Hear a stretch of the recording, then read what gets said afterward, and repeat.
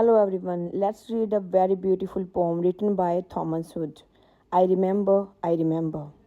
The poet says, I remember the house where I was born. He says, I clearly remember my childhood home where I was born. और अपने बचपन का वो घर को याद करता है जिस वहाँ पे उसका जन्म हुआ था. The little window where the sun come peeping at the morn. So every morning he used to think about it that sunlight used to come through the small window. It felt like the sun was looking inside. He's remembering his childhood. सुबह सुबह जब सूरज की रोशनी खिड़की के अंदर आती तो उसे ऐसा लगता कि बहुत सुंदर से उसको झांक रही है. He never come a wink too soon, nor brought too long a day. As a child, he's saying the poet never felt the sun come too early, and that day was too long. उसे कभी नहीं लगता था कि सुबह बहुत जल्दी हो गई है और दिन बहुत लंबा है. But now I often wish the night had borne my breath away. But now he's unhappy about his life. As an unhappy adult, he sometimes feels life is so painful that he wishes that he had died peacefully during that night. अभी वो बड़ा हो गया तो उसको ऐसा लगता है सो ये जो दिन है अपनी जो लाइफ है वो दुखी फील होती है और कभी कभी वो चाहता है कि ये रात में उसकी सांस रुक जाए और ये वहीं पे ख़त्म हो जाए. In next stanza, he said, I remember the roses red and white. So he remembered the beautiful red and white roses from his childhood. The violet and the lily cups, those flowers made of light. This line, he remembers the violets and the lilies that look so beautiful and bright that they seem to be made of light. तो वो violet और lily के जो फूल उसको याद आते हैं जो बहुत सुंदर हैं और अच्छे लगते हैं और जो कि उसको लगता है कि रोशनी से बने हों. The lilac where the robin built, उसको याद है लिलिक प्लांट जहाँ पे रॉबिन एक रॉबिन बेटा यहाँ पे बर्ड का नाम है जो कि घोंसला बनाता है पेड़ के ऊपर. So he remembering the lilac plant with robin built and its नेट्स. तो वो उसे याद आता है वो पौधा जहाँ पे रॉबिन ने अपना घोंसला बनाया था, पक्षी ने अपना घोंसला बनाया था. And where my brother set a laburnum on his birthday a tree is living yet.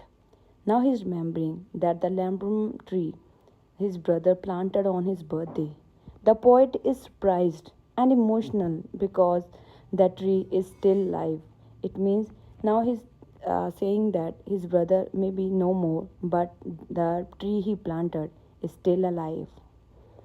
In next stanza, he said, I remember where I used to swing. Swing बेटा यहाँ पे है झूला झूलना, ठीक है.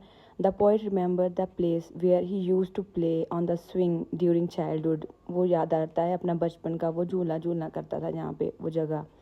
He thought the air must rush as a fresh and swallow on the wing. When he was swinging high, he felt the fresh air rushing past him. He imagined that the birds flying in the sky must feel the same fresh air.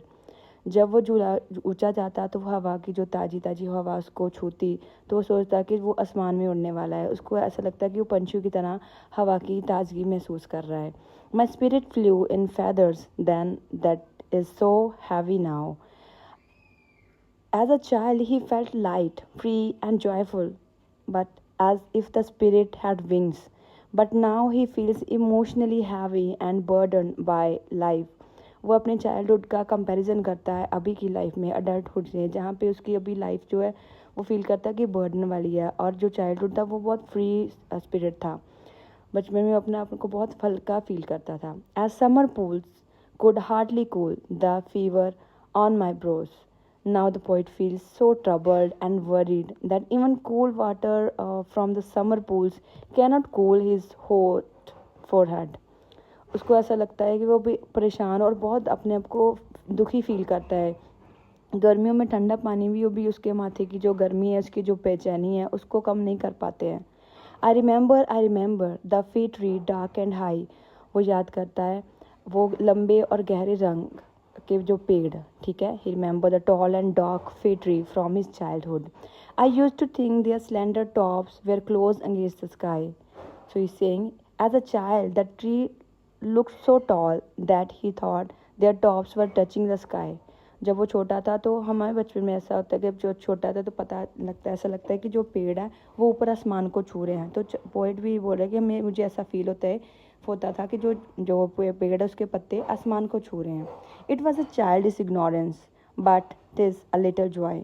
Now is saying कि वो एक बचपना था। The poet know now that this was a childish and innocent misunderstanding, but even though he knows more now, he feels that knowledge has taken away some of his childhood happiness.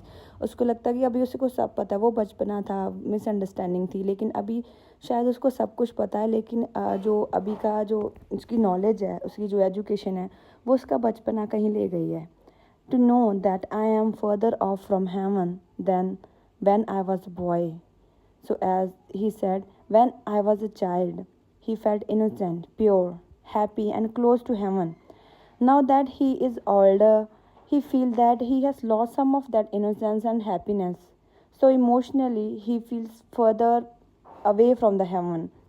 तो वो अपने आप को feel करता है कि जब वो बड़ा हो गया तो उसकी इनोसेंस कहीं गुम हो गई, उसकी खुशी कहीं गुम हो गई है.